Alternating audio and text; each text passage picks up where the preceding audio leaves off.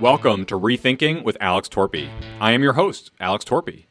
In this podcast series, I'll be drawing on my experiences, which you can learn a little more about in episode number 8, to help give us a critical, nonpartisan, authentic space to examine some of the real root causes to the most important issues we see around us. We will question everything, and I hope to provide us a platform to rethink our minds, our communities, our republic, even our existence. Are there topics that you wish I would cover or someone that you think I should interview? Drop me a line at alex@rethinkingwithalextorpey.com.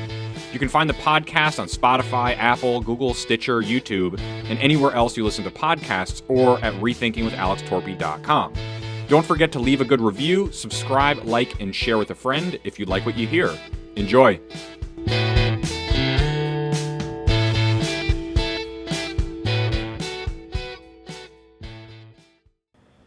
Welcome to another installment. I'm going to talk a little bit about my travels in Ireland as opposed to Northern Ireland, which I just covered in the last episode. So I'd taken a bus down from Northern Ireland, from Belfast to Dublin, rented a car, and got a map, and decided to head out west. I had an Airbnb booked in a rural area in Galway County, and that was kind of where I was planning. That was my next major stop. So I get over to the rental agency for the car, and I had never driven on the left side of the road before, at least not intentionally. I was also curious because I was going to be renting, a manual transmission, which is what I drive, and anytime I rent a car, I try to do that if possible, which in most of the rest of the world is what most people seem to drive. When I'm checking out the car, I asked the clerk at the rental agency, do you have any advice? This is my first time driving on the other side of the road. Oh no, just stay on the left side, you'll be fine. Okay then, do you have rental insurance? I'll take it. And so I hopped in the car, and it was a little confusing at first. The only really confusing thing was the traffic circles, though. Of going the other direction around a traffic circle. And I just had, anytime I see a traffic circle like that, I just get the image of the National Lampoon. I feel like, Chevy Chase, I'm going to be going around forever in there. But so, all right, I get out of the city successfully. It starts to, get familiar pretty quickly. And driving out west was incredible. I stopped at a few distilleries to get some samples for later, and saw lots of cows and horses and really lush greenness. I did not know how green Ireland really was. It reminded me of the way Rwanda looked, which, felt almost tropical in some places. And apparently in Ireland, part of the reason why that's the case is just they have very few extreme temperatures, on either end of the scale. And so that's sort of what allows vegetation to grow that way. So I ended up at this great Airbnb out in this rural area in Galway County. And it was like kind of an old building, really nice property, lots of like kind of biodiverse plants and things. There's a nice wood-burning stove. And then the host, left me a little breakfast, like this Irish bread the next morning, which, like, I actually love, like, a really dense bread like that, with, like, a little butter and jam. That feels like a hearty breakfast. I don't know if it is, but it certainly feels that way, that kind of homemade bread. I had done a little exploring outside, and I think it was a Sunday. And I wanted to go get dinner, but I wanted to there was like a couple pubs in the town that was about a 15-minute walk from the Airbnb down this kind of country road. And so I wanted to check it out first and then, head back, drive home and go out knowing that I shouldn't be driving later on. And so I went to one of these pubs and it was open. You walk inside and it was like, the record scratch, like the music stopping in the movies. I walked in, I just feel like everybody immediately knew somehow that I wasn't from there. I think everybody sort of knew each other. And they asked where I was staying, and I said I was staying with Ronan at this Airbnb. And like the whole bar was, oh, Ronan, we love Ronan. They were just like really excited, and kind of like took me in. And they were like, all right, what do you need? I'm like, well, actually, I'm looking for food. Like, what are you guys doing right now? And they said, oh, we're not, the kitchen's closed. It was like 8 o'clock. That's another, I think, sort of, U.S. bias is like, oh, thinking that places are going to be, serve food later. Certainly not like that in a lot of the small towns I've been to, like in Europe and elsewhere. And so they began sort of trying to figure out where I could go for food. They were all sort of involved in like trying to figure out how to help me, get some food. Everybody was really nice. And I mean, no less than a half a dozen random people in the bar got involved in this conversation. And so, I head out, and I'm going about 1 or 2 towns over is the only place that's open. And driving out there and find this place. And it was like kind of like a, sort of a fast food joint sort of thing, but not a chain. And, I went to order, and I realized they did not accept credit cards, and I had not actually changed currency at this point from Northern Ireland. And, Northern Ireland is in the UK, and they were on the pound, and Ireland, the Republic of Ireland is part of the EU, and they were on the euro. And so I didn't have any legal tender. I said, I've got US dollars, I've got pounds, I've got credit card. Do any of those work? They said, no, none of those work. I said, oh, man. I said, well, where's the nearest, cash machine, ATM, that I can get money out?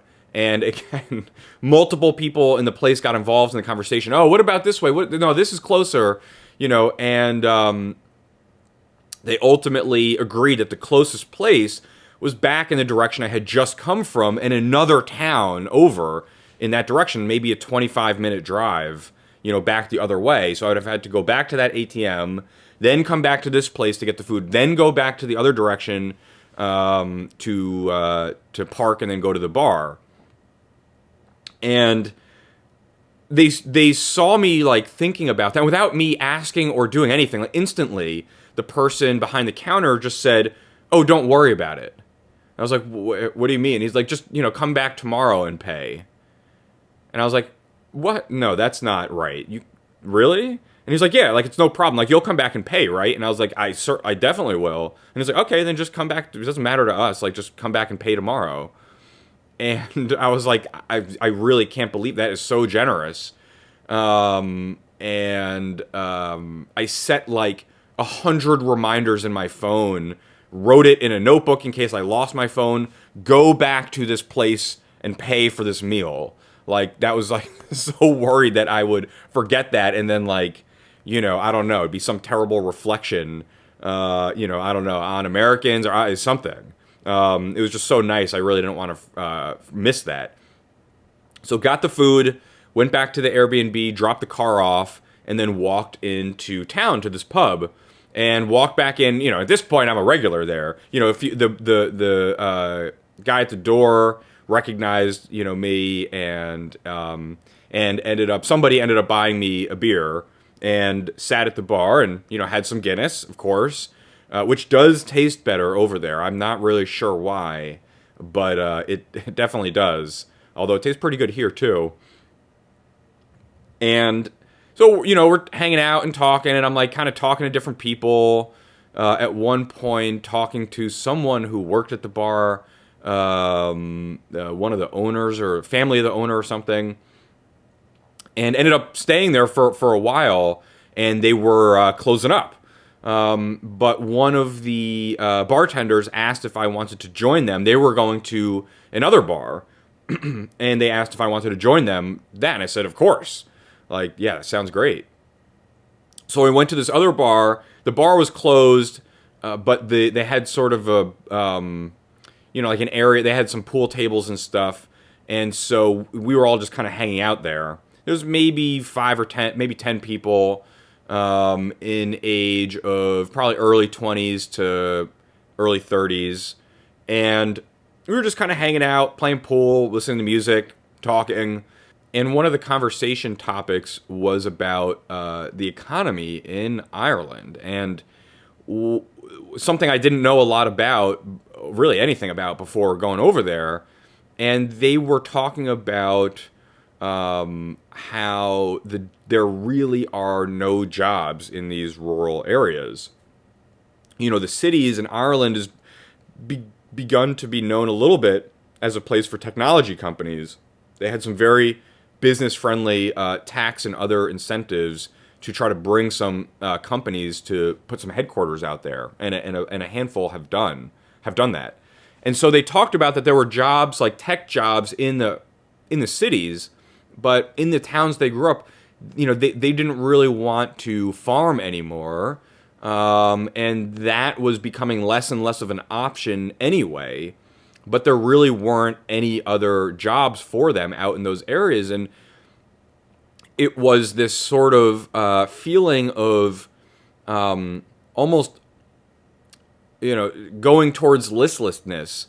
And it is a problem that we have in this country too, in a lot of our rural areas, is a lot of the economic growth that is pushed for is happening around the cities, and that we're not really creating a pathway for people in rural areas to continue living in those areas and have access to work. Now, some of that might be changing now in 2021 because of the the huge transfer to remote work. But it seems like the main effect that that's had in relation to this has been allowing people who have those jobs already to move out of the cities, not necessarily getting people in rural areas who didn't have access to those jobs. I could definitely be wrong about that. That is just my sense of it. And so it was interesting chatting with these young people out there about all of this, and just kind of hearing, outside of the sort of, two-party dynamic in the U.S., right, in just a totally different place, but sharing some really similar problems, and the outlook wasn't optimistic. And that is a real concern. Yuval Noah Harari has written about this a little bit, thinking about the future of economics in the United States and how many types of jobs that we're going to be losing, how that often feeds into political instability and political extremism, and generally from an emotional existential perspective, people feeling like they're not as valuable in the society, that they're not as purposeful. And that's a problem on a lot of levels. And it was a little kind of sad, a little interesting to hear about that in this really different context. Everybody was really nice, and it was also fun hanging out with people like this. We hung out until the wee hours of the morning, and I really could not appreciate their generosity and warmness more. I mean, it was the whole trip. Everybody was just so kind and welcoming. Felt really, really good. But that was sort of an interesting reflection that got me thinking a little bit more about that and about what I wanted to, what my role in all of this was going to be job-wise. And that leads me to sort of the next piece of the story here. So, I'm out around that area for a couple days, and I'm driving around Galway County, Clare County, visit the cliffs of Moher, which is absolutely, absolutely stunning. One of the most cool natural environments I've seen. These are these cliffs on the western edge of Ireland that you've probably seen pictures before. And at the highest point, they are about 700 feet above the ocean, the Atlantic Ocean below. And I've got a few pictures there that I will show you, and actually a video from when I was there too. So I'll show you that real quick. So this is the Cliffs of Moher, the west coast of Ireland. I've never really seen anything like this before. These cliffs just kind of go on forever here.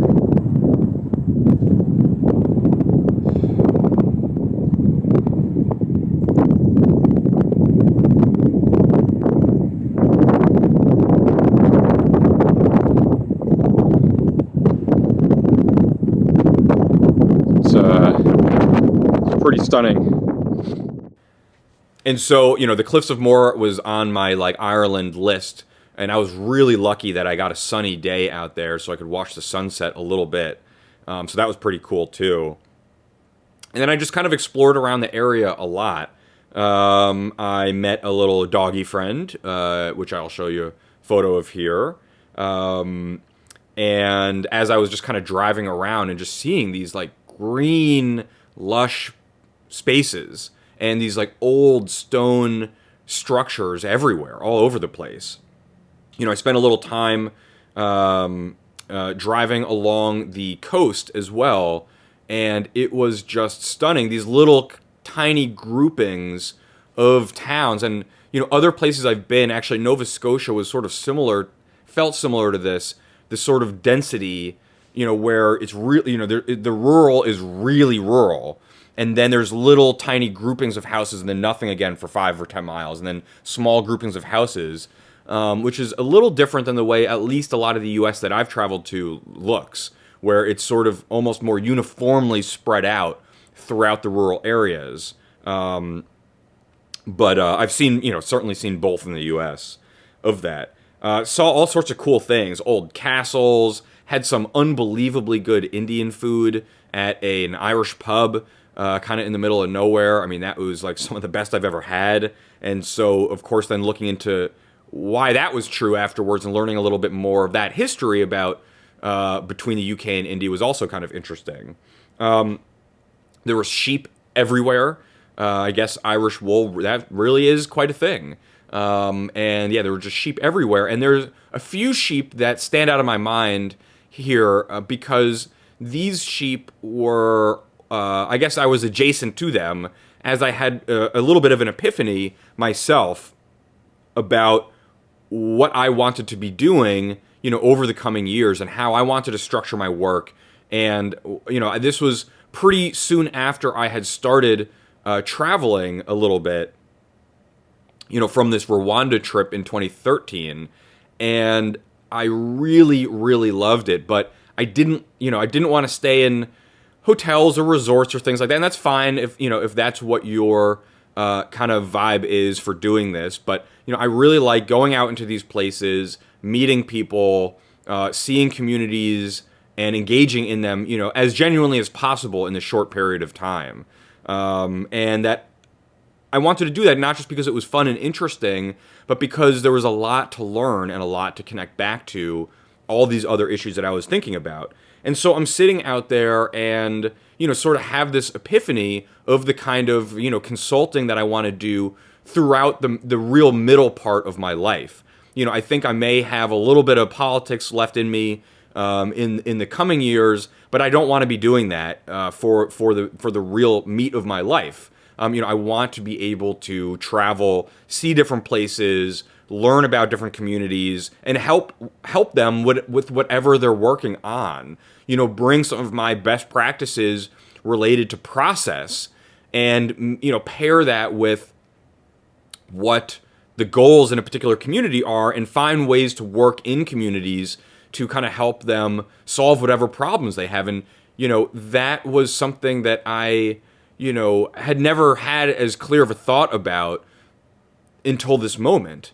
And it prompted me, actually, when I came back from this trip, I created really in the first time in a really formal form. I had some notes and documents and stuff, but I made a spreadsheet that I've been using since then to track out my goals about 7 or 10 years into the future, of what I want to be working on and the kind of way that what I need to learn, what impact I want to have, how I want to be living, things like that. And I came back, and I was living in South Orange at the time, and moved out of the apartment that I was in. It was a little expensive, and I realized that, I did my finances, did my own personal budget, and realized that there was just really no way that I was going to come out with any savings at the end of that. And I really wanted to travel when my term was up in South Orange in 2015. And to save money, or to not end up negative, which might have been the direction had I stayed in that apartment, depending on how closely I cut some of my other expenses, I realized that to really save anything at all, to be above zero, I would need to move out. And so I moved back with my parents and spent, most of my last year as a mayor living at home, which was sort of interesting. Student loans piling up and the salaries that we took at our company. I mean, most of the money that we brought in, we just kind of reinvested into hiring more people. And I wanted to save, a few dollars to travel after my term ended, and which I did. I spent a couple months after that, not just spending some time with some friends, Iceland and then Spain, but then traveling for about 2 months in Rwanda and Uganda, and ending up with a sort of vacation. And I was doing work through that time. That was working, and then took a little vacation in South Africa and Botswana, way, way, way out there, which I'll do another episode or two about. And so I had that realization in Ireland on these cliffs, looking at these sheep, looking out at the ocean, and it really changed how I thought about where I was going in my life and what I really wanted to do, which was I can't sit in an office. I can't stay in one place for many, many years, and I don't want to do that. And there are a bunch of reasons for that. But what I realized, and probably had been slowly learning for years, but it was at this point that I really realized it, was that my preferences for my own personal life, wanting to see and learn and experience so much of the world, is actually aligned with my work, which is a very intense and thorough deep dive into a project to help uncover issues and, connect some of the dots that will help set them up for success in the long term. And that really aligns with the actual needs of many organizations and governments and communities who have had absent or problematic leadership that's created some really serious challenges. That they need someone to come in, really zoom out, bring some different perspectives and best practices, and then overhaul things. I've talked about the potential value of transitional leadership before, and it's something we'll be coming back to in the series. But I sort of realized that all of these things actually come together in a nice way. And all of my work since then has more intentionally fallen into that framework. From the leadership development program I designed for Run for America, to the public information engagement program I just redesigned and implemented for Sustainable Jersey, and to the way that I worked in both towns that I was the business administrator in, where I only intended to stay for about 2 budget years, about a year and a half or 2 years in each town. Both of which had some really serious leadership vacuums and some really big problems where they needed someone to overhaul things.